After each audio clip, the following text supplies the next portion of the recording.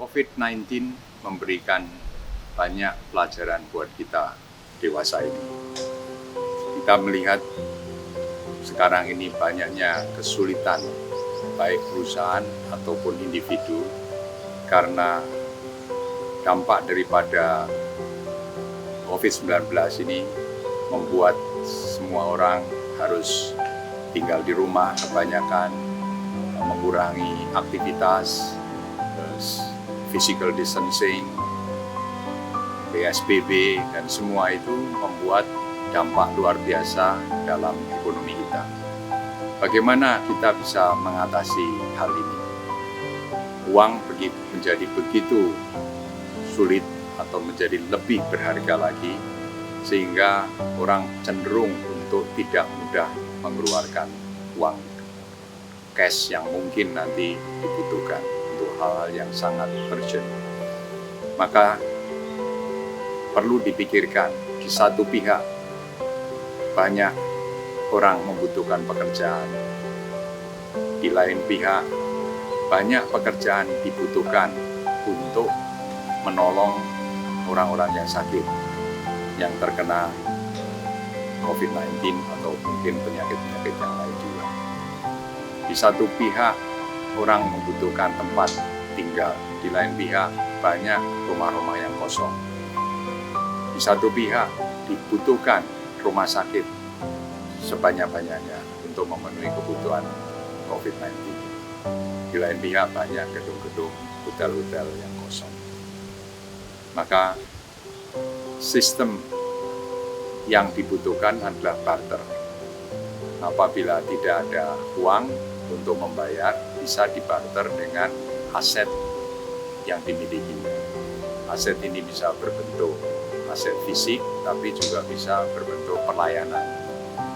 Banyak orang yang tidak memiliki pekerjaan, tapi banyak juga pihak-pihak yang membutuhkan bantuan pekerjaan. Sering tidak terjadi match antara yang membutuhkan pekerjaan dan yang akan memberikan pekerjaan karena perbedaan di skill. Nah, ini perlu memang ada training untuk bisa memberikan skill baru bagi orang-orang yang tadinya tidak memiliki kemampuan atau pengalaman dalam bidang itu. Tapi dalam suasana yang mendesak, sebetulnya tidak ada rotan, akar pun jadi istilahnya. Kalau tidak ada orang yang ahli dengan sertifikat lulusan satu universitas misalnya, tapi pekerjaan yang sudah dibutuhkan, maka bisa sebetulnya digantikan oleh orang yang pernah mengerjakan hal itu meskipun belum sering, tapi sudah sering melihat, sudah sering membantu orang-orang yang ahli dalam bidang tersebut. Misalnya dokter sangat dibutuhkan, tenaga medis sangat dibutuhkan.